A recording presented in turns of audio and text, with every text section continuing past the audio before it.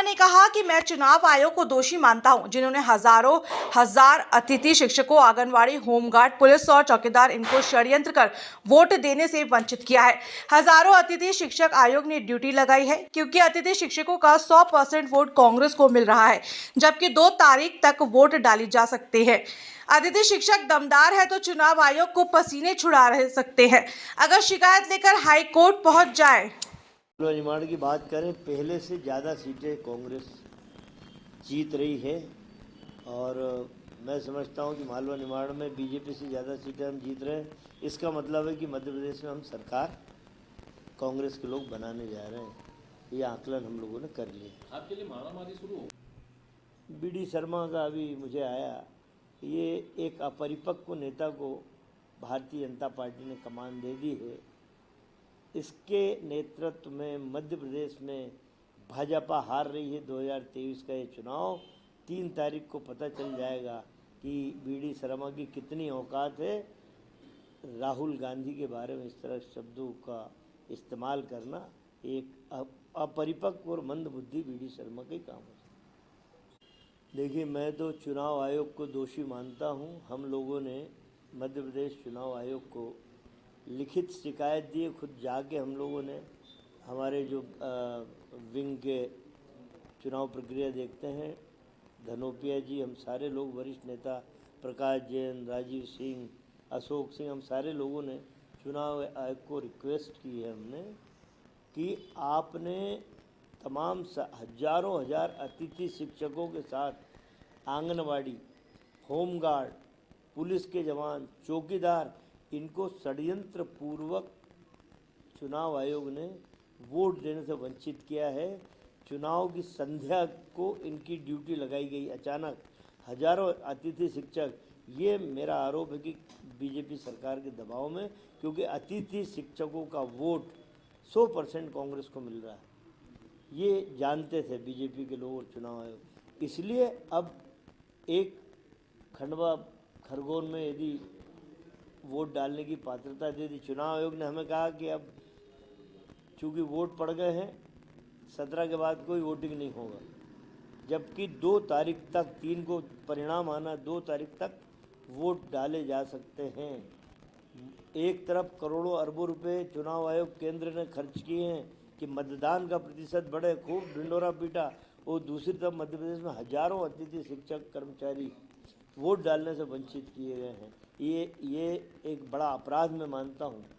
यदि अतिथि शिक्षक दमदार हों, यदि कोर्ट चले जाए तो चुनाव आयोग को पसीना आ जाएंगे, जवाब देना मुश्किल है। देखिए, मेरी बातें उसमें आ गई प्रश्न के, मैंने जो जवाब दिया है कि ये धर्म की आड़ में भारतीय जनता पार्टी राजनीति का शिकार करना चाहती है, लेकिन एक दिन ऐसा आएगा कि भारत की जनता समझ जाएगी कि ये धर्म की आड़ में राजनीति का शिकार करने वाले लोग हैं। विकास और निर्माण से इनका दूर दूर तक संबंध नहीं। देखिए, ये तो क्या है, चुनाव आयोग को कितना दोष दें हम। चलते चुनाव में इनके पोस्टर जगह जगह लगे थे नरेंद्र मोदी साहब के, उसके बैकग्राउंड में राम मंदिर का फोटो था। चूँकि हम भी सनातन धर्म को मानने वाले हैं, हमने ऑब्जेक्शन नहीं लिया है, नहीं तो हम पे वही आरोप लगता है कि ये सनातन विरोधी हैं, ये विरोधी हैं। पर चुनाव आयोग को तो आंख पे पट्टी बांध के नहीं बैठना चाहिए। इस देश के संविधान की पहली लाइन है कि भारत एक धर्मनिरपेक्ष राष्ट्र है, लेकिन अब चुनाव आयोग भी किसके दबाव में क्या? बिल्कुल गलत जानकारी है। कैबिनेट बनेगी 3 तारीख के बाद, ये सही है।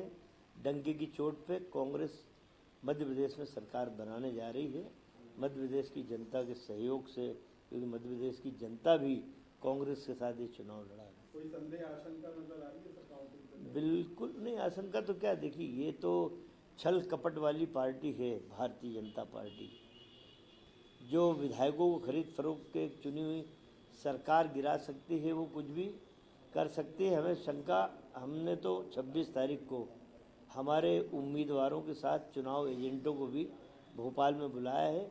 हमारी टेक्निकल विंग ट्रेनिंग देगी कि किस तरह मशीनरी से आपको वार्तालाप करना, सरकारी अधिकारी कर्मचारियों से कैसे आपको निपटना है, और भाजपा जो तांडव करती है मतदान केंद्रों पे